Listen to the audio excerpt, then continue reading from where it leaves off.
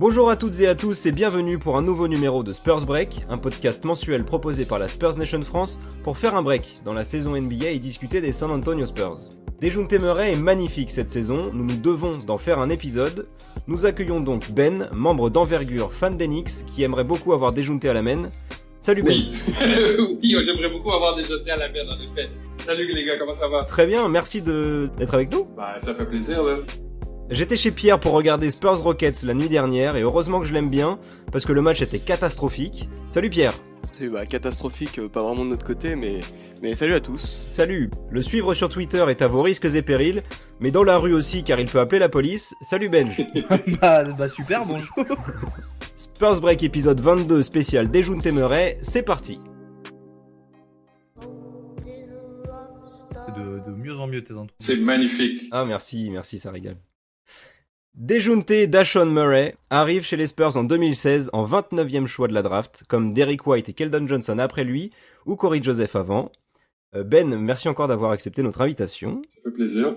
Et d'ailleurs, merci à Envergure, toujours un plaisir de travailler avec vous.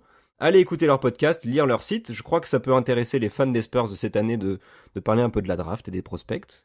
Donc Ben, comment Dejounte Murray était vu avant sa draft, et comment toi tu le voyais à l'époque ? Oh mon Dieu, moi j'y croyais pas du tout à Dejounte Murray. Pour vous donner un peu de contexte, vous connaissez, je sais pas si à quel point vous connaissez bien son histoire, mais c'est un garçon avec une histoire assez particulière. Il vient d'un milieu assez criminalisé. Sa mère a été incarcérée à plusieurs reprises pendant son enfance. Il était actif dans le crime organisé dès très jeune âge. Là, moi, ce que j'ai entendu parler avant la draft, c'est dès l'âge de 10-11 ans. Il a commencé à vendre des substances sur le coin de la rue. Puis là, c'est vraiment quelque chose qui n'était pas un choix pour lui. Et en conséquence de ça, Dejounte Murray a commencé à jouer au basket très très tard. Et on parle compétitivement de 14, 15, 16 ans. Et ça paraissait dans son année à Washington, dans sa seule année à Washington. Encore une fois, pour vous donner un peu de contexte, à Washington, le coach à l'époque, qui n'est plus le coach aujourd'hui, c'était Lorenzo Romar, qui était un excellent recruteur, mais pas un très bon développeur de talent. Donc, pour expliquer ça en langage chantier, c'est-à-dire qu'il était très bon pour promettre des choses aux jeunes, il était pas très bon pour les livrer. Et Dejounte Murray s'est retrouvé dans une équipe de Washington avec des Marquise Chris, avec, je crois, Matisse Thybulle aussi était là à l'époque. C'était un peu le chaos. Ça allait un peu dans tous les sens. Puis ça paraissait, je trouve, dans son jeu. Il y avait beaucoup plus d'isolation à l'époque dans son jeu. Il y avait beaucoup plus il jouait un peu comme un joueur de 2K. Est-ce que vous jouez à 2K, vous, les gars? Un petit peu. Un peu, j'ai arrêté, mais... Ouais, il jouait un peu comme un joueur de 2K, c'est-à-dire, vous savez, quand on se crée un porteur de balle puis on fait la passe à personne, sauf quand ça nous arrange, là. Ouais. Et moi, j'appelle ça un profil tragique au collège, c'est-à-dire ce joueur qui physiquement a tout pour réussir, mais il n'y a pas d'ordre ni de cohérence dans son jeu, c'est-à-dire que il avait tout pour être un joueur NBA, et je veux dire, il est devenu un joueur NBA plus qu'acceptable aujourd'hui. Mais il donnait pas aucune raison aux équipes vraiment de le drafter très haut.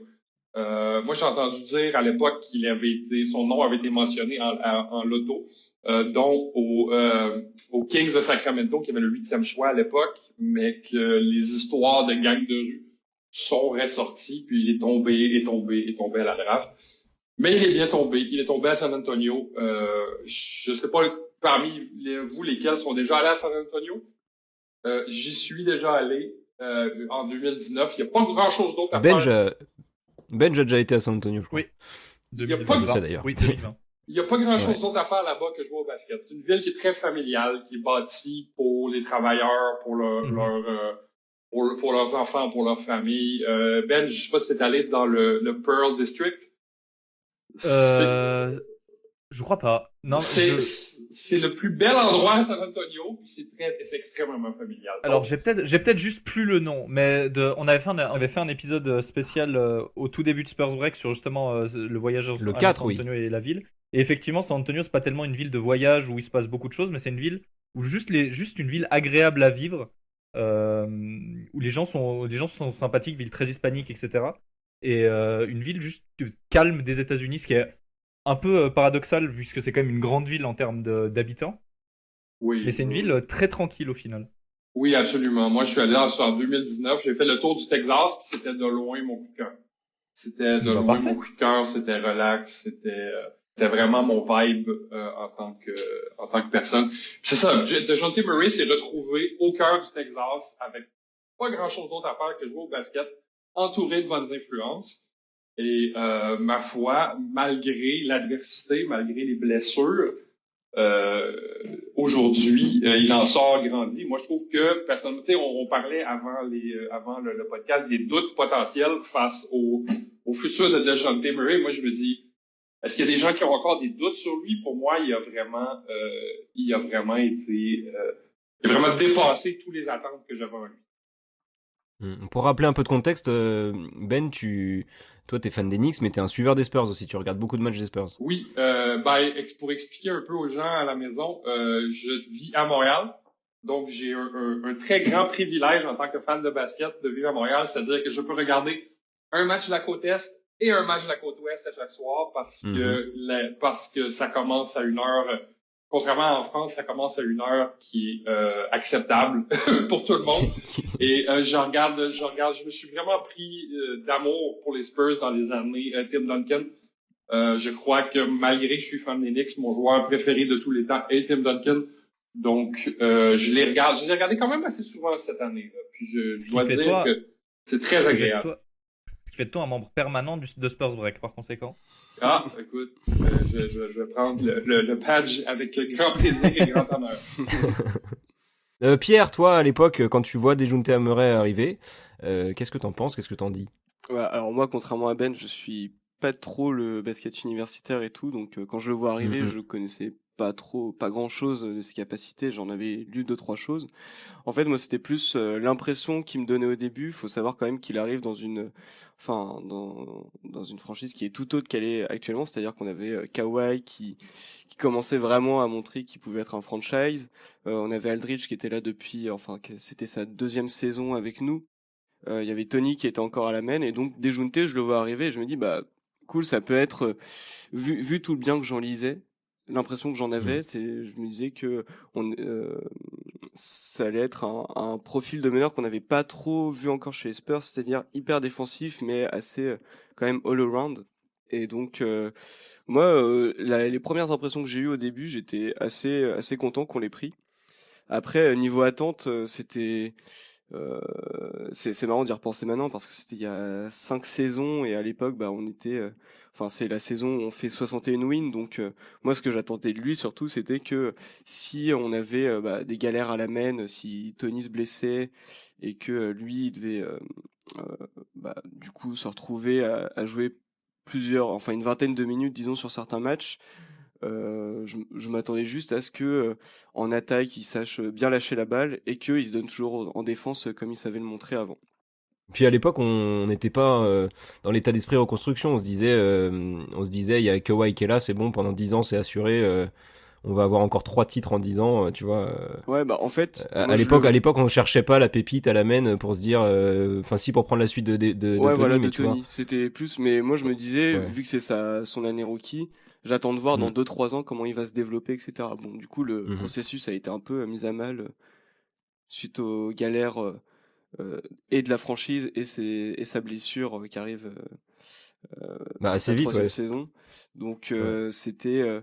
franchement, moi, les attentes que j'avais au début, c'était juste que nous, en tout cas, qu'on le développe bien et que quand il prendrait la suite de Tony, que ce soit un meneur capable de diriger une équipe en attaque. Et sa première saison, c'est truc très traditionnel chez les Spurs, comme il y a Josh Primo cette saison, comme tous les rookies d'ailleurs qui passent chez nous. La première saison, il fait 8 matchs en tant que titulaire, mais il joue quand même un peu, pour 3 points de moyenne cette saison-là, voilà, donc il joue pas vraiment, quoi. Ensuite, c'est 2017-2018, 48 matchs en tant que titulaire. Il prend la place de Tipeee, déjà, qui n'est qu'à cette saison-là qu'à 21 titularisations. Tony Parker. Mais après, je crois qu'on en avait parlé, c'est parce qu'il était blessé, justement. Il s'est blessé. Aussi. En fait, il s'est blessé pendant les playoffs 2017 contre Houston. Et ce qui a fait d'ailleurs qu'en playoff, Dejounte Murray était meneur remplaçant, je crois, contre Golden State. Il a même start des matchs. Il a même start en playoff des matchs. Donc saison de rookie, il a joué une finale de conférence contre les Warriors. Finale tragique s'il en est, mais du coup il était au sein de l'équipe. Et du coup oui, la saison d'après, donc il y a Tony Parker qui revient fin novembre et qui joue du coup une vingtaine de matchs à la main avant que, après une discussion avec Pop et avec Dejounte, il décide que Tony sortirait du banc pour laisser Dejounte seul à la main. Ce qu'il avait. C'est Dejounte qui racontait. C'est Dejounte qui racontait qu'il a raconté cette réunion là avec Pop et Tipeee. Et d'ailleurs, c'était pas la première fois qu'il a débuté, puisque du coup, vu que Tony Parker était pas là au début de saison, il avait déjà débuté plusieurs matchs. Mais il y avait des périodes très compliquées, vu que pour le coup, lui, il découvrait le basket NBA vraiment, puisque la première saison, il a pas tellement joué. Et il y a eu des périodes où c'était Patty Mills qui débutait les matchs à la place, parce que Dejounte n'arrivait pas à suivre le niveau NBA, et que du coup, Pop préférait le mettre en sortie de banc et moins le faire jouer. Comment vous jugez ses débuts avant sa blessure dans la saison 18-19, je crois, sa blessure. À l'aube de la saison 18-19, il se fait le 7 octobre 2018 exactement, il se fait les ligaments croisés antérieurs droits. Voilà. Pour la précision. Comment vous jugez ses débuts chez les Spurs ? Surtout qu'en vrai, à l'époque, sa blessure, elle arrive juste après qu'il signe son contrat, je crois. Si je me souviens bien. Je crois que, son extension rookie. 4 ans, c'est possible. 4 ans, 64 millions, non? C'est après, je crois. Alors, pour faire la précision, il a signé un contrat de 4 ans, 64 millions, le 21 octobre 2019. Voilà. Donc, à l'aube de la saison d'après, de 19-20. De la saison 19-20. Oui, non, d'accord. Et c'était sa dernière saison de contrat rookie. Il a joué Absolument. Ok. Et cette saison-là, on se mordait un peu les doigts parce qu'il fait pas une très bonne saison en retour de blessure. Et on l'a beaucoup critiqué pour ça. Et du coup, on se disait, en fait, c'est peut-être très cher. Et maintenant, c'est tout l'inverse. C'est exactement l'inverse. Oui. C'est peut-être un des meilleurs rapports qualité-prix de NBA. Oui, qu'est-ce qu'on pense du contrat de 15 millions la saison de Dejounte pendant 4 ans là? C'est un braquage. C'est un beau rabais, là. C'est un bon rabais pour un joueur de ce niveau-là. L'année dernière, il me semblait être un joueur qui vaut à peu près 14, 15, 16 millions. Cette année, c'est un joueur qui vaut plus de 20 millions facile, là. Ouais, c'est vrai qu'en une saison, là, il a bien monté sa cote. Et on l'a encore, il sera 17 millions dans la saison 2023-2024. On se régale. On va faire un point maintenant sur ce qu'on pensait de Dejounte Murray en mars 2020, parce qu'on avait fait un épisode sur la jeunesse chez les Spurs, sur les jeunes Spurs. Et à l'époque, Clément nous disait qu'il croyait fort en Dejounte Murray. On écoute Clément. J'ai juste envie de croire, alors c'est peut-être la culture de l'instant, mais j'ai juste envie de croire à Dejounte. Jusqu'à maintenant, on avait un peu peur, et en voyant ce qu'il fait, et surtout ce qu'il a fait en l'absence de DeRozan, je vois beaucoup de potentiel, et le potentiel qu'on voyait avant sa blessure. C'était pendant l'épisode 3, et Benj, toi, tu parlais du plafond de Dejounte Murray. On t'écoute, à l'époque, quand tu étais encore jeune, en mars 2020. Dejounte Murray, pour moi, son plafond, c'est meneur titulaire d'une bonne équipe NBA, leader défensif, tout ça, mais je pense pas que ce soit un franchise player. Clément avait raison, globalement. Ouais, il croyait fort en Dejounte parce qu'il avait montré des belles choses quand DeMar DeRozan n'était pas là. Ouais, Clément avait globalement raison. Aujourd'hui, il est beaucoup plus qu'un leader défensif, puisque c'est un leader d'attaque aussi, et c'est d'assez loin le meilleur scoreur de cette équipe, en tout cas le plus prolifique, et celui avec le plus de responsabilités, mais du coup, c'est plus qu'un leader défensif, c'est un leader d'équipe aujourd'hui. Et un leader aussi mental dans le vestiaire. Donc effectivement, aujourd'hui, c'est un presque All-Star, je pense. Et on n'était pas beaucoup à attendre ce niveau-là de Dejounte Murray, je pense, objectivement. Et il surpasse plus ou moins toutes les attentes qu'on avait sur ses premières saisons. Non, je suis d'accord avec vous, les gars. Moi, je trouve qu'il dépasse absolument toutes les attentes qu'on aurait pu avoir en lui en NBA présentement. Les signes avant-coureurs étaient là. Ça fait quelques années que les Spurs vantent l'éthique de travail de Dejounte Murray l'été. Comme quoi, il identifie ses faiblesses, il est capable d'avoir un bon feedback de la part des coachs, de prendre le feedback puis de travailler dessus. On en parlera peut-être plus tard à propos de ses améliorations, mais il a beaucoup travaillé avec le coach de shooting, Chip Engelland. Je trouve que ça paraît beaucoup dans l'évolution de son tir. Donc, l'éthique de travail était là. le côté athlétique naturel était là. Je m'attendais pas à un résultat qui allait être aussi dominant comme cette année, mais les Spurs ont un beau bébé / des belles opportunités à la main, c'est-à-dire qu'ils ont Derek White. C'est un luxe d'avoir les deux pour l'instant, mais ils sont aussi bien positionnés pour un trade éventuellement si l'occasion se présente. Trade Dejounte Murray, ça va pas, non? Non, peut-être pas Dejounte Murray, je pensais plus Derek White, mais Ouais. mais un ou l'autre, dépendant de l'occasion, dépendant du joueur disponible. On parle de deux joueurs avec un salaire qui est plus que décent, qui pourrait faire matcher les salaires parce que les gens à la maison ne savent pas. On peut pas échanger, disons, un joueur qui fait 30 millions par année contre 3 joueurs qui font 3 millions en NBA. C'est une question de masse salariale. On peut pas prendre plus qu'un certain montant.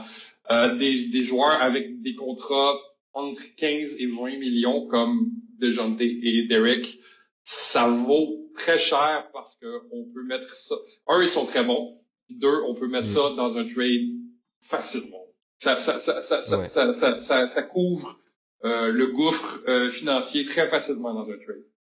On fera un épisode plus tard sur les trades et sur ce qu'on pense de tout ça, mais c'est vrai que c'est intéressant à prendre en compte. C'est une option.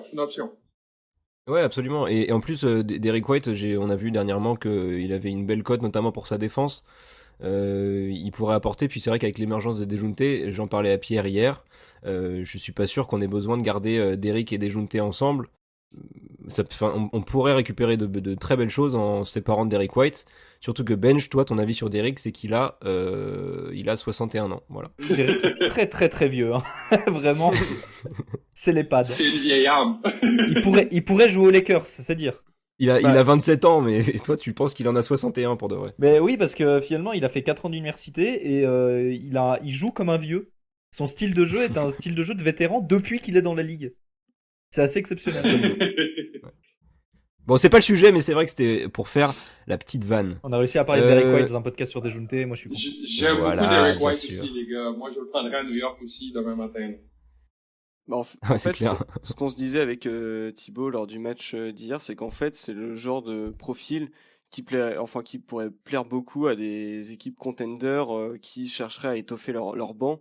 Et vu que Derek White, il apporte quand même, il sait tenir un ballon, il sait se créer parfois son shoot ou en tout cas se créer des pénétrations. Et créé pour les autres. Et créé pour les autres. Et donc, il a complètement le profil qui pourrait permettre à une équipe qui vise le titre, ou en tout cas qui vise une finale de conf, à passer peut-être à un autre step. Tu vois, il y a plein d'équipes qui sont dans ce cas de figure et qui pourraient être intéressées par ça. Très très haut QI basket. Bah Ben, je le disais, mais Derek White aux Lakers, ça serait super bien. Oh mon dieu. Derek White aux Lakers, ça serait beau. La question, c'est est-ce que vous voulez Kendrick Nunn, Taylor Horton Tucker, puis un choix de premier tour en 2027? Fou là. Bah ouais, un premier tour c'est pas mal, hein. Je ne veux rien qui sorte de cette équipe. Oui, du coup, puisque vous voulez parler de Derek White, moi il y a un truc qui m'intéresse, c'est sa relation avec Dejounte Murray, parce que le sujet c'est Dejounte. Comment vous voyez cette relation qu'ils ont, Dejounte Murray et Derek White? C'était un peu les deux meneurs émergents, les deux leaders de vestiaire, et vous pensez quoi de leur relation? De ce qu'on voit, après on n'est pas dans le vestiaire, mais... Alors ça a pas l'air... En fait, Dejounte, et c'est un truc qu'on a déjà discuté entre nous, je crois avec Jules qui disait ça, c'est que Dejounte a l'air un peu distant par rapport au reste de l'équipe. En tout cas, peut aussi, par exemple, Derek White est très très pote avec Jakob Poeltl et Keldon Johnson. Les trois parlent beaucoup de leur relation et de la manière dont ils s'entendent très bien et tout. Dejounte, on a assez peu d'infos sur comment il s'entend avec le reste de l'équipe. Je doute pas qu'il ait une très bonne relation avec ses coéquipiers, une relation très professionnelle, mais c'est moins, on ressent moins ça qu'avec d'autres. Le seul truc qu'on a vu dernièrement, que les deux, Dejounte et Derrick, étaient à un match d'Austin il y a pas si longtemps, il y a quelques semaines, et pour regarder Josh Primo, Joe Wieskamp et le reste de l'équipe. Mais c'est un des rares moments où on voit Dejounte vraiment avec un autre membre des Spurs. Alors, je tiens à préciser, j'ai appris ça en bossant le podcast. Apparemment, Dejounte, à chaque année, quand on draft un joueur, le premier truc qu'il fait, c'est qu'il demande au coaching staff de lui fournir le numéro du mec qu'on vient de drafter pour l'appeler et pour se présenter, etc. Donc en vrai, je pense que c'est pas forcément des trucs qu'on voit à l'écran, mais il a quand même, je trouve une sorte de dimension un peu leader. Enfin, on le voit quand même pas mal parler, etc. Et donc, je me dis que si ça se voit pas beaucoup, tu vois, sur les réseaux, etc., vu que enfin, je trouve que il parle pas trop de sa vie, etc. Il dit des trucs très abstraits sur les réseaux. Oui, voilà, c'est ça. Je trouvais pas le mot, mais c'était, oui, abstrait, c'est ça.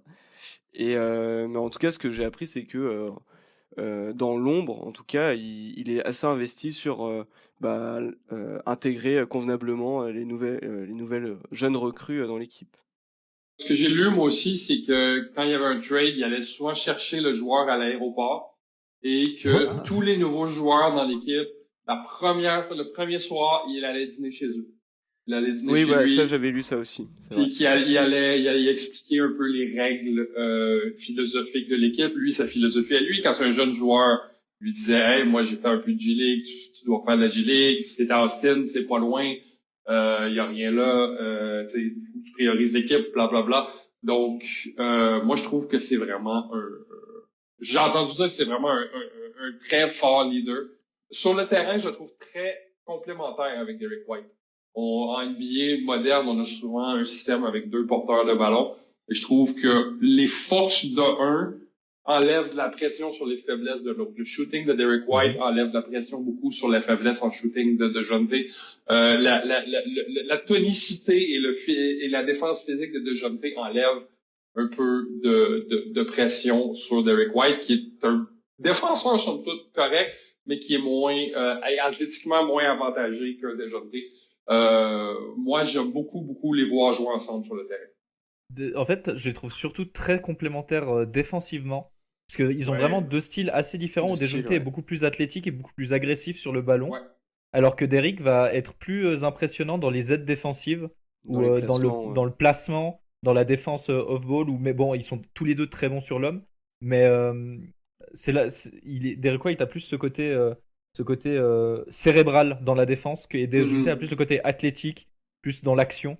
Et je trouve qu'ils se complémentent très très bien. Et du coup, quand on joue des équipes avec, par exemple, je sais pas, admettons les Nets ou des équipes ou les Warriors, des équipes qui ont plusieurs très gros joueurs, ça permet d'adapter qui défend où sur les lignes arrière, et dépendant du profil du défenseur et de l'attaquant. Et c'est super intéressant, et c'est pour ça que ensemble, ils sont très intéressants offensivement, mais particulièrement en défense, où c'est assez rare de voir autant des joueurs aussi complémentaires.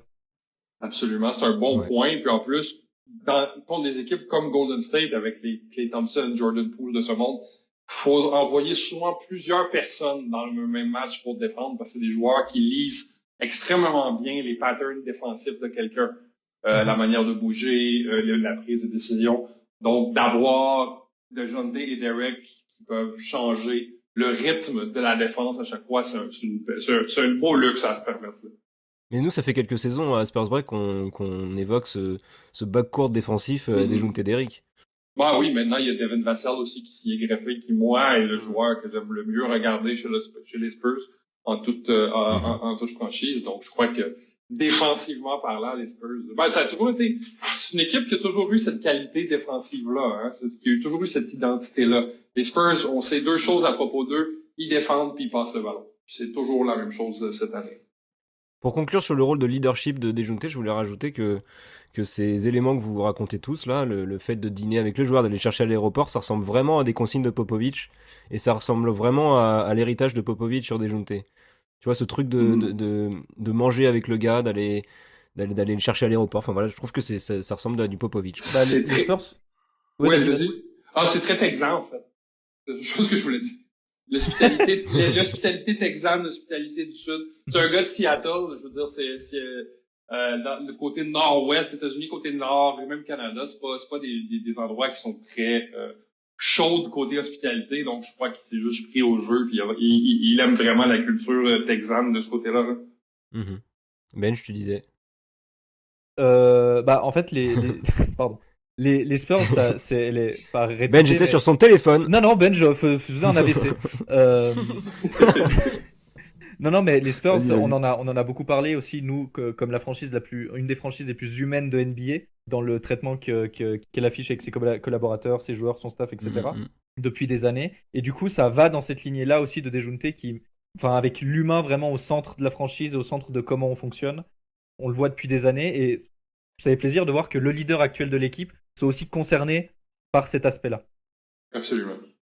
Ouais, d'ailleurs, il y a une question de Ginobili, le frérot, sur Twitter, qui nous demande aurait-il pu atteindre ce niveau ailleurs qu'aux Spurs? En vrai, c'est une question assez dure parce que quand tu dis ailleurs, est-ce que tu dis il se retrouve si jamais il avait été drafté à Golden State, je pense que ça aurait pas été la même que s'il avait été drafté à Sacramento par exemple. Désolé Ouais, pour bien sûr. les fans de Sacramento. Bah, 2 fois, il Mais, aurait raté sa carrière. Une mais, fois une fois parce qu'il est derrière tout le monde et l'autre fois parce qu'il est à Sacramento. C'est c'est une proposition qui est quand même assez, d'un côté scouting, ça arrive souvent qu'une équipe qui va drafter 29e prenne une décision, c'est-à-dire fasse une analyse coût-bénéfice. Est-ce qu'on veut investir tout ce temps, cet effort et cet amour dans un joueur qu'on a drafté 29e? D'habitude, la réponse est non. Chez les Spurs, la culture est très, très forte côté développement, c'est-à-dire qu'on regardez juste Danny Green. Danny Green, c'est mon exemple canonique de la qualité de la culture des Spurs. Ils l'ont ramassé pour absolument rien, je crois, aux waivers, et ils en ont fait un joueur qui a gagné des championnats NBA, là, qui était une partie utile d'une équipe qui gagne des championnats NBA. Donc, je crois pas qu'il aurait pu atteindre le niveau qu'il a atteint là. Peut-être à Boston, peut-être à Golden State. Encore là, j'en suis pas si sûr. Je crois qu'il est tombé au bon endroit, au bon moment pour devenir le joueur qu'il est devenu aujourd'hui. Est-ce que vous voulez qu'on aille maintenant sur le point un peu technique de la progression de Dejounte Murray? Il y a plusieurs endroits où il a progressé, il y a plusieurs points. On va commencer par ça. Un peu son signature move, c'est son dribble latéral et son premier pas. Je sais pas si vous voyez ce que je veux dire. Il a des fois des dribbles droite-gauche devant lui, ou entre les jambes, ou derrière lui, qui lui permettent comme ça de prendre un avantage sur son défenseur. Notamment sur des séquences qu'il fait souvent, c'est quand il y a un écran qui lui est posé par Jacob, par Drew, par qui que ce soit. Ensuite, il prend pas l'écran. Au lieu d'aller à gauche, quand l'écran est à gauche, il va à droite, avec ce dribble droite-gauche, et ça lui permet d'aller soit au lay-up, soit de prendre l'avantage et après de faire un tir. Mais il a ce move qu'il a développé, ce dribble latéral, qui lui permet d'aller plus vite que son défenseur. Il l'avait jusqu'à un certain point, ce dribble latéral. Ce dribble latéral-là à Washington. Il était pas aussi développé qu'aujourd'hui, c'est-à-dire qu'il était la plupart du temps dans son dos. Mais oui, il est beaucoup plus intricate, comme on dit en anglais, c'est-à-dire qu'il est c'est beaucoup plus complexe d'avoir un Dejounte Murray qui dribble devant soi aujourd'hui que ce l'était en 2016. En fait, il est beaucoup plus fluide, je trouve, dans la manière de poser ses appuis, son premier pas, comme tu l'as dit, il est devenu assez vif. Et ce qui fait aussi que ça rend pas la chose indéfendable, c'est un bien grand mot, mais ce qui rend le tout assez clinique parfois, c'est que il a des bras immenses, et ce qui fait que quand il s'arrête à mi-distance pour faire un jump shoot, c'est très difficile à contester. Et je trouve que aussi, vu qu'il lit mieux comment les défenses s'adaptent sur lui, il va quand même mieux au panier, ou en tout cas il arrive à mieux attirer les défenses sur lui, et vu que ça aussi sa qualité de passe, on en parlera après, mais sa qualité de passe a bien évolué aussi. Dès qu'il crée la différence sur un ou deux dribbles, souvent au début, souvent derrière la défense peut être dépassée si tant est que la défense en face soit pas très bonne. Par exemple, hier on a regardé le Spurs Rockets. À l'intérieur c'était compliqué, et sur les lignes extérieures c'est pas non plus la folie à Houston, et donc du coup Dejounte il s'est baladé, et il a même pas eu besoin de forcer quoi que ce soit.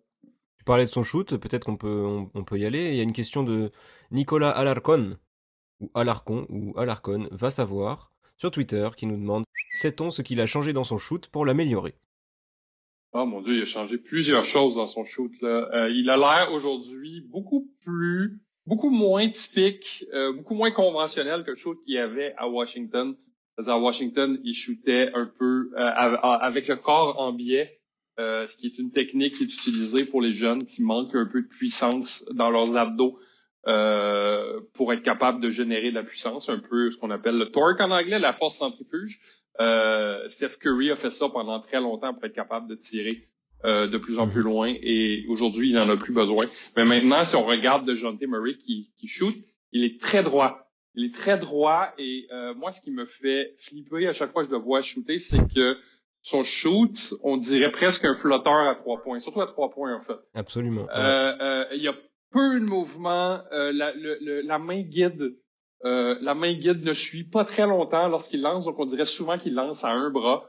Ça, je crois que c'est quelque chose qu'il pourrait améliorer pour stabiliser son shoot, parce que les pourcentages aujourd'hui sont relativement les mêmes qu'il avait à l'université. Et de trouver d'autres moyens de se rendre efficace, je crois qu'il est un bien meilleur communicateur aujourd'hui, qui en half court, en demi-terrain, il est vraiment très précis dans ses demandes. Il a une très bonne confiance en ses joueurs.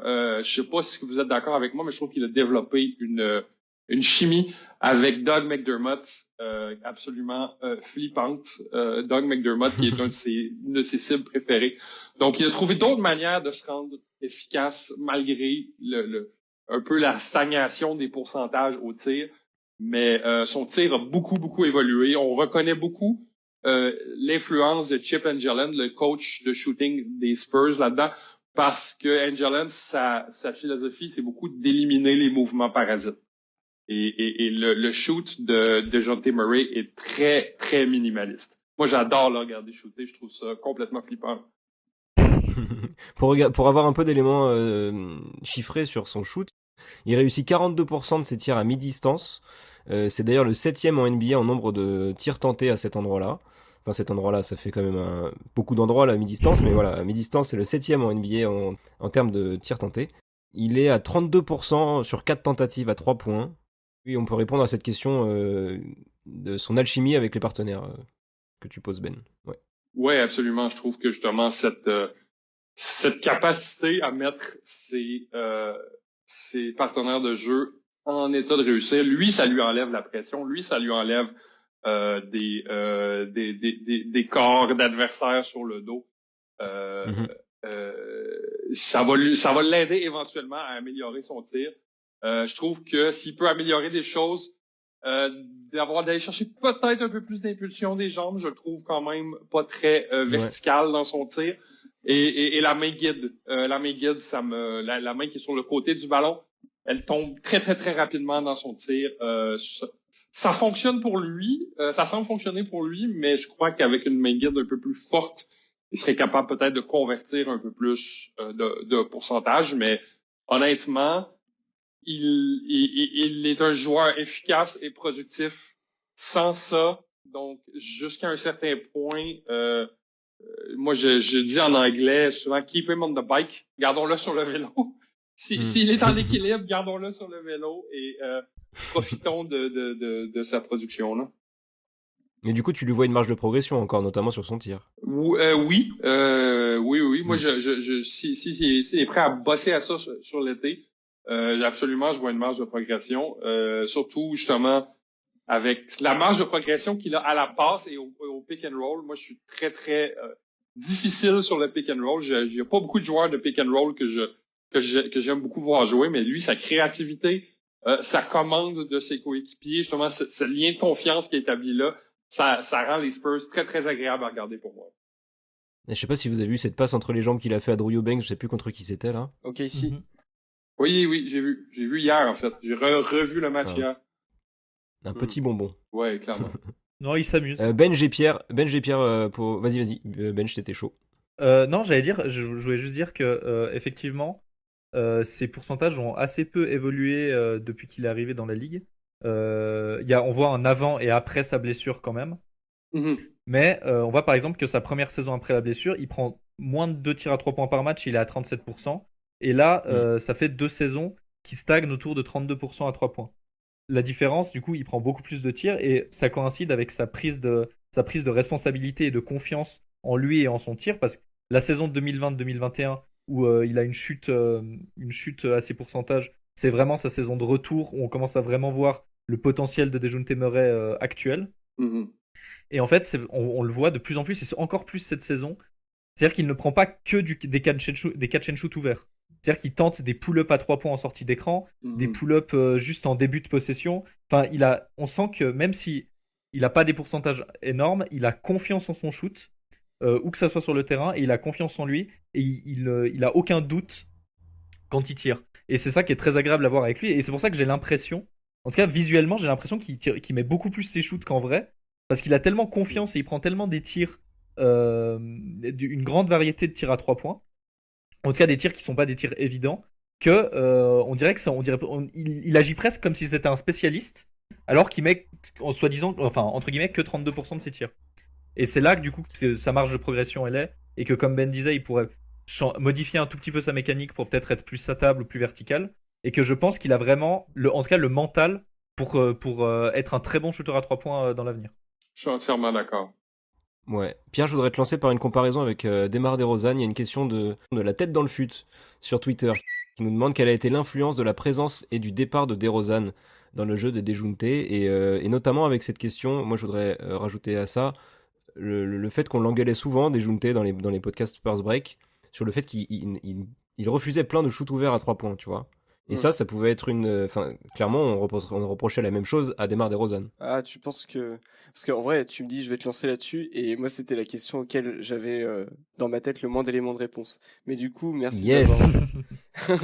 Non, mais l'influence de DeRozan, je sais pas si... Je sais que Dejounte avait une grosse confiance en DeRozan quand il était là, enfin, il le soutenait quoi qu'il arrive. Et pour le coup, c'est le seul joueur de DeRozan où on voyait vraiment que Dejounte était pote avec publiquement.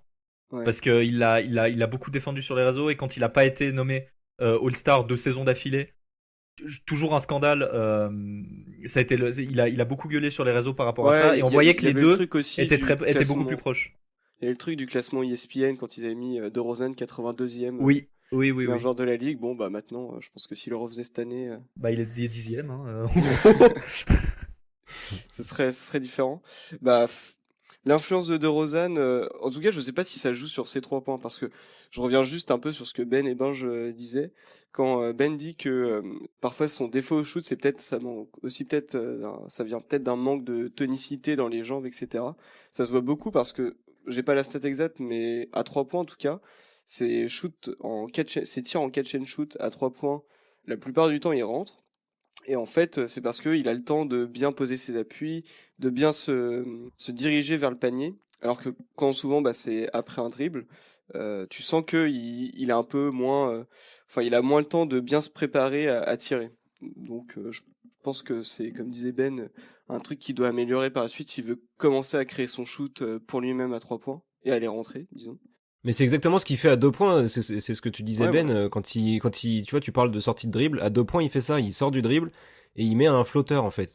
Quand il est à l'intérieur de la raquette, il prend un shoot en suspension, mais ça en fait il fait ça à une main carrément. Oui, oui, c'est vraiment drôle parce que justement, j'étais plongé dans DeJounte Murray dans la dernière journée, et parfois son tir à mi-distance et son flotteur sont impossibles à distinguer l'un de l'autre. Ouais, absolument.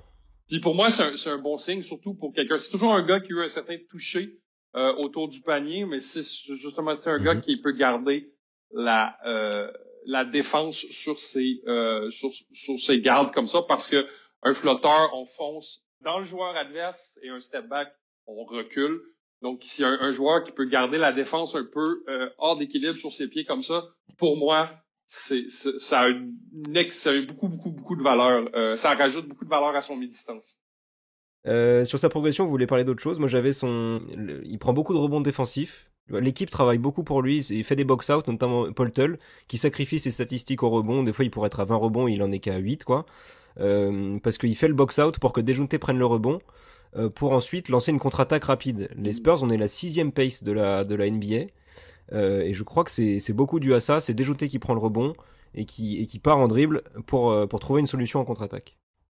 Oui, je te dirais même que lorsqu'il est dans le trafic, c'est un animal au rebond, là. C'est un gars qui saute vraiment très haut, qui a toujours sauté très haut, et qui va pas se laisser intimider par le trafic au rebond. Mais oui, Poltel, je sais jamais comment dire son nom. C'est une autre. Nous non plus. Nous, on l'appelle Jacob. Tu sais mieux que nous, je pense. C'est une autre belle réussite du coaching staff des Spurs. C'est un joueur qui sert une fonction, qui a accepté de servir sa fonction, et qui comprend bien le dynamisme avec lequel son équipe joue et justement il se sacrifie beaucoup pour les autres joueurs et dont DeJounte a été beaucoup tributaire de ça. Bah, d'ailleurs, il y a pas de ça 3 ou 4 jours, quelque chose comme ça. Il y a Joel Embiid qui a praise un peu pour Joel Embiid en disant que c'était un joueur très sous-estimé. Et ça fait plaisir parce qu'en plus, il fait vraiment une excellente saison, Jacob. Ah oui. Mais pour revenir à Dejounte Murray, et c'est un peu en lien avec l'impact de DeRozan dans l'équipe, je pense, c'est que c'est sur sa qualité de passe et de prise de décision. C'est-à-dire que bon, DeRozan était le playmaker principal de l'équipe pendant son temps chez nous. Et j'ai l'impression que Dejounte a beaucoup pris de lui. Et quelque chose dont on lui reprochait très souvent à Dejounte Murray, c'était en contre-attaque de prendre systématiquement la pire décision possible. Et il perdait beaucoup de ballons en contre-attaque, où il faisait des mauvaises passes, où il prenait des tirs contestés alors qu'il y avait un mec ouvert. Enfin, c'était un gros défaut de son jeu. Et aujourd'hui, comme Ben dit, c'est un animal dans le trafic, mais aussi dans le trafic en contre-attaque. Quand il y a des joueurs qui reviennent sur lui, il fait toujours la bonne passe, il a toujours le bon mouvement, et c'est aussi le cas général dans son jeu, parce que c'est un joueur très propre. Et je pense que ça vient de DeRozan, qui avait aussi qui était aussi un joueur propre quand il était chez les Spurs, en vrai, et qui avait énormément évolué sur le playmaking. Et je pense que on peut, je pense, retrouver des similitudes dans le jeu de DeRozan en tant que playmaker et dans le jeu de Dejounte Murray, et qu'il a beaucoup bénéficié du passage de DeRozan chez nous. Mais cette saison, il tourne à 9 passes de moyenne, et il y en a un bon nombre en contre-attaque. Est-ce qu'il est premier dans la ligue Sur contre-attaque? Non, dans les passes. Les passes, il c'est est quatrième, je crois. C'est Chris Paul qui a 10,5. Après, c'est pas Harden. Attends, non. 10,5. Oui, voilà, c'est bon. Énorme. Il est quatrième. Il y a Chris Paul à 10,2, James Harden à 10,1. Il y a Trae Young devant à 9,3 et Dejounte Murray est quatrième. Avec une petite marge devant le cinquième, puisque Kyle Lowry est à 8,3 passes par match et Dejounte à tout pile 9. Et sachant que Dejounte aussi, ce qui ressort beaucoup quand même cette année, c'est son ratio passe décisive, perte de balle. Enfin, tu vois, dans le top 4, je pense que Harden et Young perdent énormément, beaucoup plus de ballons que Dejounte.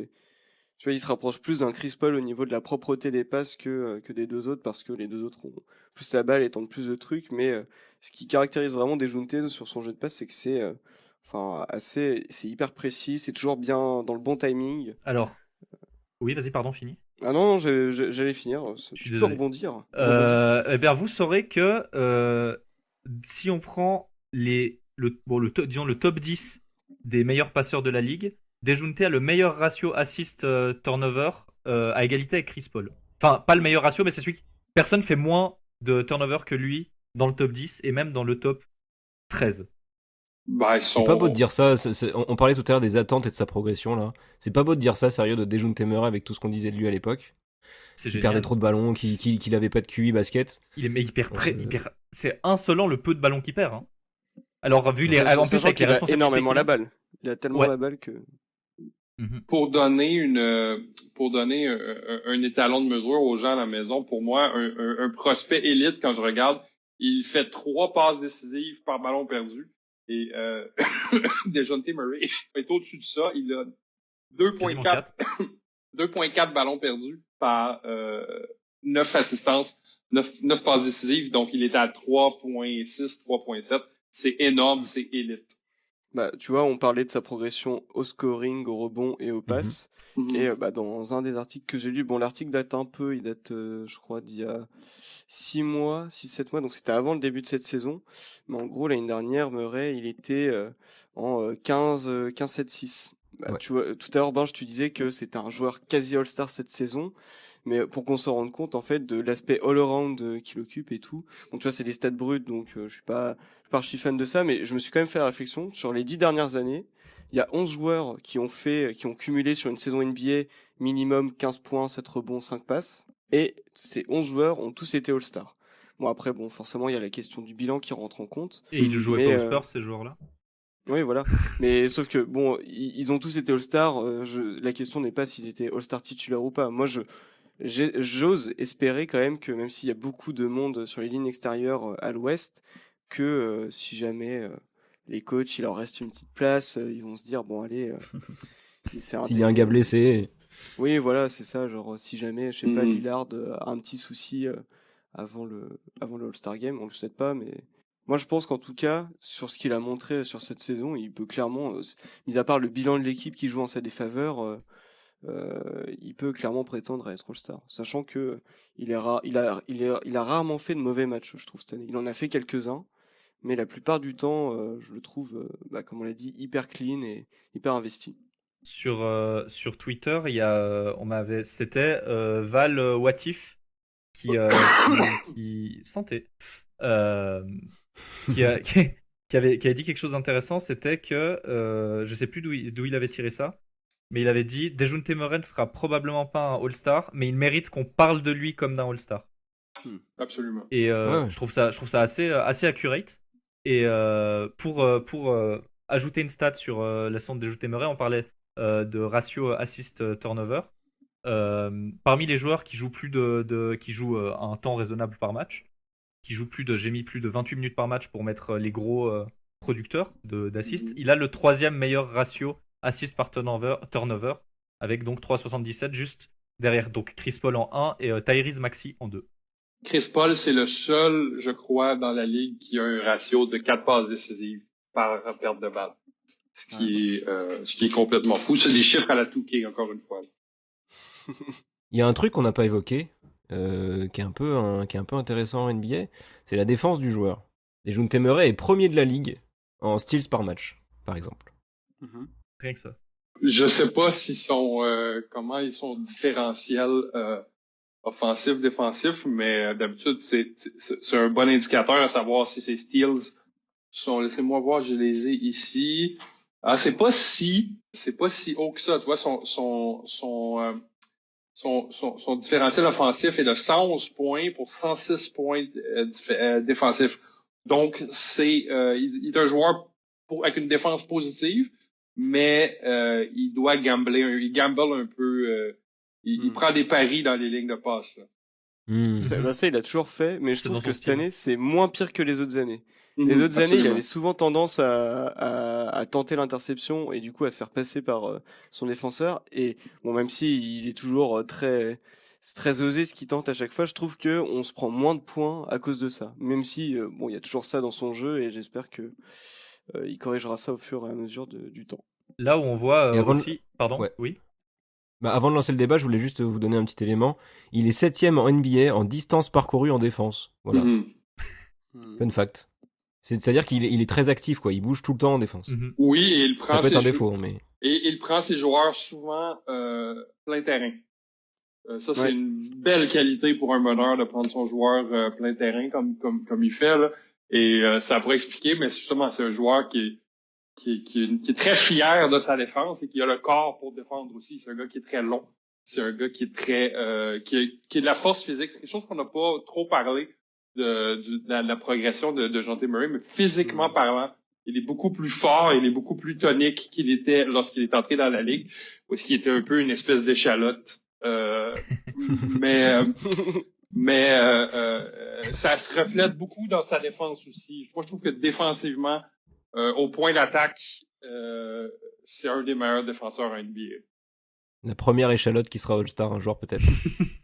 Ben, ouais, ou il a dû en avoir certaines, là. Je veux dire, tu sais, les joueurs blancs de 7 pieds 8 dans les années 90, il doit y avoir eu les Sean Bradley de ce monde, il doit y avoir eu un All-Star au moins une fois. Là. Sean Bradley, Keith Van Horn. Ouais. Chris Mullin. Ouais. Benj, tu voulais relancer. Oui, on parlait du fait qu'il faisait beaucoup de gamble, de paris sur sa défense. Ouais. Il en fait toujours, mais en fait, je trouve que ses paris sont moins osés, sont plus maîtrisés. Par exemple, il fait aussi beaucoup de paris sur son positionnement défensif. Mm-hmm. Par exemple, il va se mettre très, très sur le côté de l'attaquant pour lui bloquer le chemin. À une époque, c'est quelque chose qu'il faisait où du coup, il se faisait beaucoup dépasser quand son pari était perdant. Il se faisait beaucoup dépasser sur ce pari-là. Aujourd'hui, il est beaucoup plus, il appréhende beaucoup mieux l'attaquant et ses décisions. Et du coup, j'ai très peu de souvenirs de cette saison où vraiment il a fait un choix de positionnement qui fonctionnait pas et où il s'est fait facilement dépasser. Il est beaucoup plus serein à ce niveau-là, c'est beaucoup plus un mur qu'avant. Mm-hmm. J'arrive pas à trouver d'expression meilleure que ça, mais il est beaucoup plus il est impassable. Consistant. Il est Voilà, très c'est fort, ça. très fort physiquement, très bonne vitesse latérale. Pour un défenseur, c'est un combo rêvé, là. Mhm. Et d'ailleurs, Ben parlait qu'il pouvait prendre son défenseur tout terrain. C'est quelque chose qu'on a beaucoup découvert vu en début chez de les Spurs saison. cette saison. On fait un petit peu moins, j'ai l'impression, ces derniers temps. Ouais, je suis Mais d'accord. Ouais, au début de saison, on le faisait beaucoup tous les matchs où il y avait au moins une possession genre en sortie de temps mort où vraiment c'était presque tout terrain. Et des fois, ça a permis de choper des belles interceptions ou de bien limiter l'attaque adverse. Et c'est l'avantage d'avoir un back court composé de Dejounte Murray et Derrick White et d'avoir un Devin Vassell ou un Keldon Johnson en 3 pour faire de la presse souterrain sur les lignes extérieures. C'est très très. C'est beaucoup plus pratique. Et Poltel pour protéger derrière. On fait une 2-1-2 en zone tout-terrain. Il y a vraiment Derrick Dejounte en haut dans les angles. Peut-être qu'elle donne au milieu. Et puis après, ouais, il y a les deux Doug McDermott et Poltel. Doug, Keita Bates-Diop et Poltel à l'intérieur. Ouais. J'aime bien le schéma tactique de foot, là. Ouais, en 2-1-2. 2-1-2. Une question de Totov. Quel est son véritable plafond? Oh mon Ah là Dieu, là. ça c'est une bonne question, là. Écoutez, moi si je le vois, si je vois Dejounte Murray avoir monté à 40% à 3 points, son plafond c'est All-NBA. Là. Je dis pas première équipe All-NBA, mais troisième, peut-être deuxième équipe All-NBA. Là, on parle de si un joueur, s'il stabilise son tir pour devenir presque élite, c'est-à-dire, mettons qu'il va monter à 36% à 3 points, peut-être près de 50% à 2 points avec 80%, entre 75 à 80% au tir lancé franc. Mm-hmm. Là, on parle d'un joueur qui va peut-être être un joueur All-NBA un jour. Ça fait plaisir. Ouais, bah oui. C'est Mais ça son du plafond. coup, C'est ça son plafond. ouais, son plafond. Genre, en gros, son plafond, ce serait qu'il peut être franchise player. Je sais pas. Je sais Ça, pas. tu vois, Il panique. Ouais, mais moi, en fait, Panique pas, Ben, panique pas. quand j'ai vu cette question, j'ai réfléchi pareil que toi, c'est-à-dire, je me suis dit, bah, il peut viser une All-NBA team, mais, en fait, moi, quand on me parle de plafond, j'essaie de me représenter dans une franchise. Et donc, moi, je me disais qu'en fait, il pourrait faire un excellent lieutenant, organisateur de jeu, etc. Mais que dans une équipe qui joue le titre, par exemple, ce serait pas le franchise. Après, on peut se tromper, comme tu as dit, s'il progresse au scoring, au scoring et au tir. Si Dejounte Murray commence à avoir un tir fiable à 3 points, attention, hein, ça peut très vite devenir un franchise. Le joueur avec le plus de valeur en NBA présentement, c'est l'allié qui peut tout faire, qui peut shooter, qui peut tirer, qui peut passer, qui a les bras longs comme la lune. Donc, d'habitude, dans les dernières années, le champion avait un de ces joueurs-là comme première. Il y avait eu LeBron James en 2020, il y a eu Giannis en 2021, Kawhi Leonard en 2019. Donc, j'ai la difficulté à le voir en franchise player, mais il y a des joueurs qui sont pas des franchise players qui ont fait des équipes à l'NBA. Mais j'aime l'idée, mais je suis pas sûr qu'il a ça en lui. Mais je trouve que c'est un excellent joueur qui a juste 25 ans, il a encore plein d'années pour progresser et la bonne mentalité et la bonne culture autour de lui. Est-ce qu'il peut devenir un franchise player? Mais après, c'est vrai que c'est une autre question. C'est qu'en fait, c'est la question que je me suis posée suite à la question posée par notre cher auditeur. C'est une bonne question. C'est un bon débat à avoir. Moi, je le vois pas franchise player comme tu vois, je le vois pas être une des plus grosses stars de la ligue, mais moi je le vois vraiment comme une seconde option d'un champion. Enfin, je le vois jusqu'à là, tu vois. Quoi. Ça, c'est très raisonnable. Ouais, mais un très bon lieutenant, tu vois, genre le Jrue Holiday de Giannis, tu vois. Ouais. 100%. Ça, je crois qu'il pourrait devenir meilleur éventuellement que Jrue Holiday, mais juste un peu. Juste un peu. Il est plus long, il a un tantinet plus de toucher près du panier. Sa défense s'en vient au même niveau que Jrue. Il est pas encore là, mais presque. Oui, c'est un bon étalon de comparaison. D'ailleurs, bon, j'aime pas trop faire ça habituellement, mais on va le faire parce que c'est quand même un peu fun. On va le faire un par un, l'un après l'autre. Où le voyez-vous dans 3 ans? Benj, vas-y. Attends, parce que là, ça fait 3 minutes que je suis en train de me rendre compte que Dejounte Murray a 25 ans. Ouais, il a 2 mois d'écart avec moi. C'est quand même... D'accord. Bah, parmi les questions Twitter, parmi les questions Twitter, il y en avait un qui disait il est clairement dans son prime et après il faisait la suite de la question. Mais c'est même pas sûr en fait. Je pense qu'il va manquer de qualité de scoring et de variété de scoring pour devenir un vrai franchise player Mhm. et pour être un franchise player dans la ligue. Mais je suis assez confiant sur le fait qu'il va développer dans le futur un shoot plus que correct à au moins 36 ou 37%. Et ça fera de lui un potentiel, sûrement un All-Star s'il quitte les Spurs. Et, Donc là il faut se mouiller. Où est-ce que tu le vois dans 3 ans? dans 3 ans, sachant que dans 3 ans, son contrat se termine. Enfin, il est agent libre tout pile dans 3 ans. Moi, j'ai bien envie de.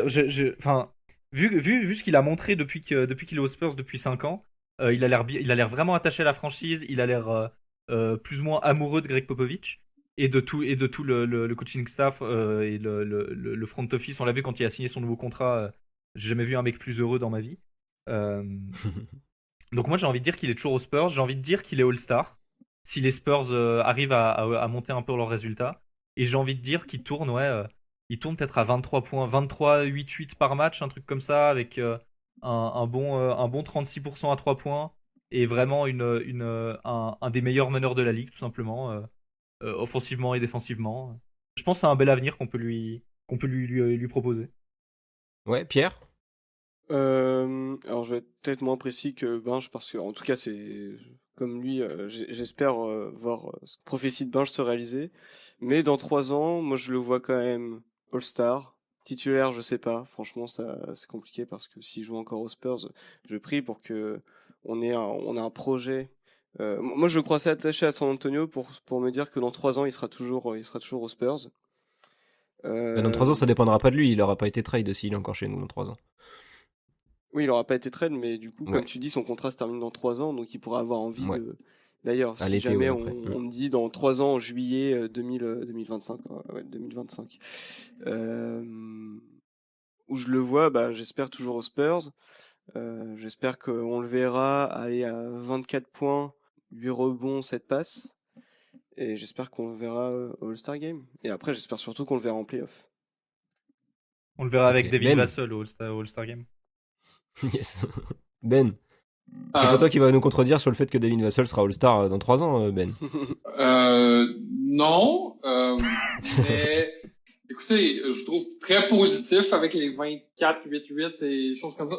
J'ai l'impression, écoutez, c'est vraiment une intuition que j'ai du fin fond de mon esprit. J'ai l'impression que dans 3 ans, il sera peut-être plus aux Spurs. Parce que c'est les Spurs, c'est le genre d'équipe lorsqu'il y a un gros joueur, gros joueur, jeune joueur qui arrive sur le marché, qui arrive avec une offre qu'on peut pas refuser sur le terrain. Et là, il commence à avoir les pièces, commence à avoir l'actif pour faire des grosses offres. Oui, ça serait mieux d'échanger Derek White que de l'échanger lui. White est plus vieux, moins haut plafond. Mais je crois que c'est dans un trade, mettons, je dis n'importe quoi, pour un Karl Anthony Towns. Déjà, ils vont vouloir, Minnesota voudrait DeJounte Murray et pas Derek White, c'est sûr. Donc, j'ai l'impression qu'il risque d'être tradé dans un trade comme ça de très très haut niveau si les Spurs sont capables d'avoir une contrepartie qui en vaut la peine. Mais je le vois grimper facilement à 20 points, 10 passes décisives par match. Peut-être 1 ou 2 All-Stars, à savoir s'il va monter à des chiffres incroyables comme 24-8-8, je le sais pas. Ça, c'est vraiment, c'est des chiffres à la LeBron James, là. Fait que je me risquerai pas là, mais ça va devenir très, très difficile pour les Spurs de pas le trader si il y a des gros noms à la Karl Anthony Towns qui sont mis sur la table. Karl Anthony Towns aussi, qui est très, très, qui est très, très, compatible avec la culture des Spurs. Je crois qu'il attend juste de jouer pour une équipe comme les Spurs. Alright, bah pourquoi pas. Mon avis à moi, c'est qu'il va vite plafonner en termes de points. Je suis pas sûr qu'il progresse énormément au tir encore, même s'il y a une marge de progression, je le vois pas devenir un shooter élite. Donc je pense qu'il va un peu plafonner en termes de points, mais par contre sur le 8-8, sur les autres catégories, il est déjà à 8,5 et 9 sur cette saison. Donc moi je le vois largement être capable de dépasser les 10 sur une de ces deux catégories. et rester un meneur défensif incroyable. Et en effet, je le vois quitter les Spurs. Alors moi, je voudrais qu'il soit toute la vie chez nous. Tu vois, c'est comme Patty Mills quand il est parti. J'ai pleuré pendant 3 jours. Mais je le vois ailleurs que chez les Spurs parce qu'il va aller mériter sa bague. Et dans 3 ans, il sera champion NBA en deuxième option d'une bonne équipe en 19-8-8. Voilà. C'est mon avis, ma hot take. Ouais, c'est vrai que moi, pour le coup, j'avoue que j'ai répondu à cette question un peu plus ce que j'espère voir, mais pas vraiment comme je le vois. Mais, je me maintiens à ce que je dis, parce que si dans 3 ans, il est en 25-8-8, je pourrais dire, ouais, je le disais il y a quelques années. Ouais. Non, mais c'est pas grave, hein, Pierre, on t'en veut pas. Oui. Est-ce que vous voulez rajouter quelque chose avant qu'on passe au quiz? Non, tout. On a pas mal fait le tour. Ouais, je suis assez d'accord.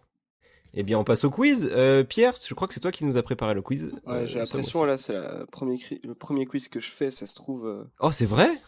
Ouais, Wow. j'en ai C'est pas excitant, fait avant. Tu te sens Mais c'est comment? surtout, en vrai, je viens de me rendre compte que Ben a une énorme connaissance de plein de trucs. Mais je suis en train de me parce rendre compte qu'on va se faire chier dessus. Hein. Je pense que vous Oui, mais en même temps, c'est risquez l'invité, de prendre donc cher, c'est pas grave. Hein. Mais oui. C'est parti, game time. Allez.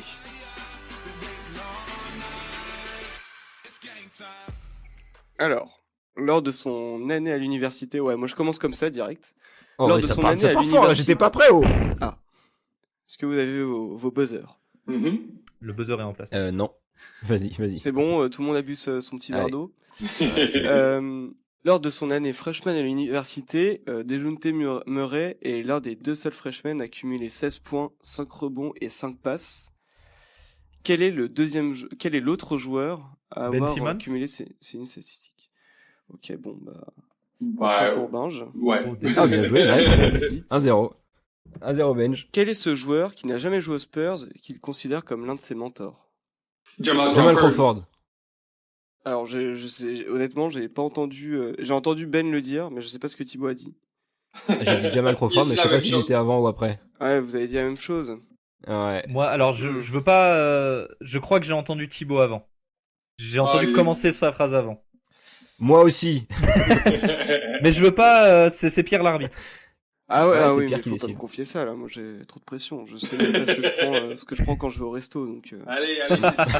Allez, je te le donne, Thibaut. Non, moi je pense qu'on fait un point partout, comme ça fait un partout pour tout le monde. Allez. Allez. On prend chacun. Un partout. Alors, il fait partie d'un club très spécial. Donc, dans ce club, il y a Kobe Bryant, Tim Duncan et Anthony Davis.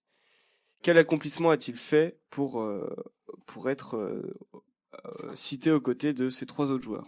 Il a été All Defensive Team à l'âge de 21 ans. Oh, trop fort. Oh, magnifique, bien vu. Fort. C'est d'ailleurs le plus jeune de l'histoire, je crois.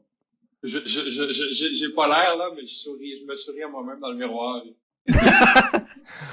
À ce sujet-là, Je m'adore aussi. est-ce que avec le recul, c'est pas un peu surestimé cette defensive team à si jeune?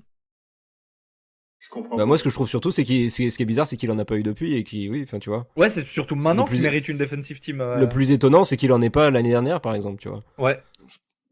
Quand il avait 20 ans, Ouais, mais c'était c'est le 2017, vote, 2018. c'est le vote des journalistes, hein, ça fonctionne pour pour connaître sur une base semi-personnelle quelques beat journalistes de New York, là. Ils votent souvent avec leur cœur et avec leur Rolodex. Là. Pas étonné. Ouais, bah oui.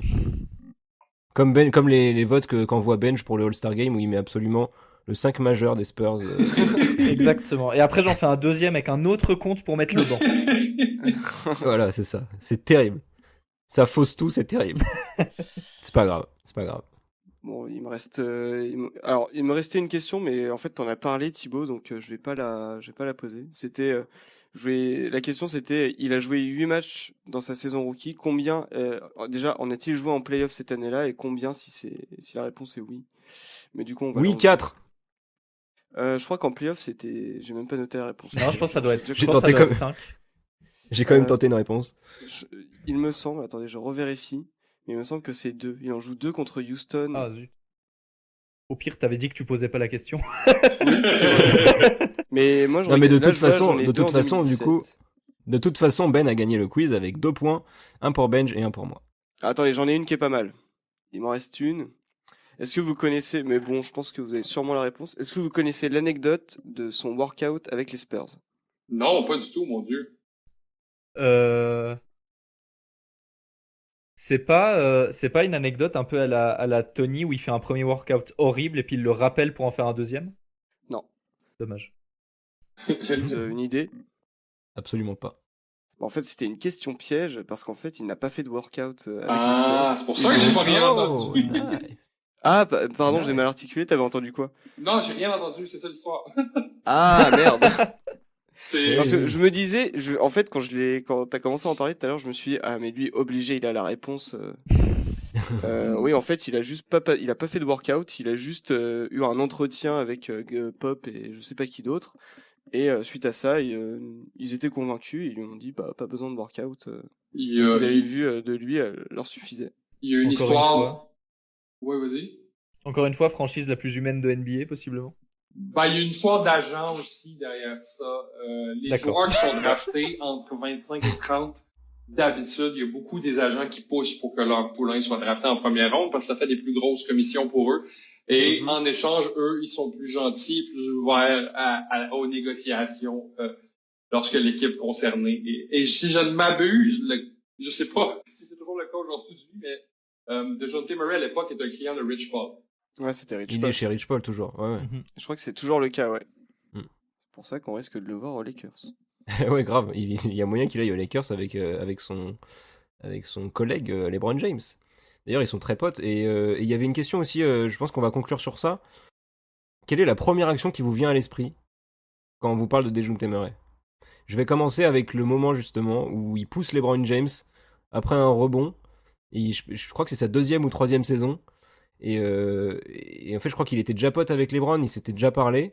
Et il a ce moment un peu. D'ailleurs, des signes qui montrent encore, notamment avec le match contre les Celtics, où il montre Dennis Schroeder, il est trop petit pour défendre sur moi. Oh. Il a ces moments comme ça où tu vois, il se hype un peu comme ça.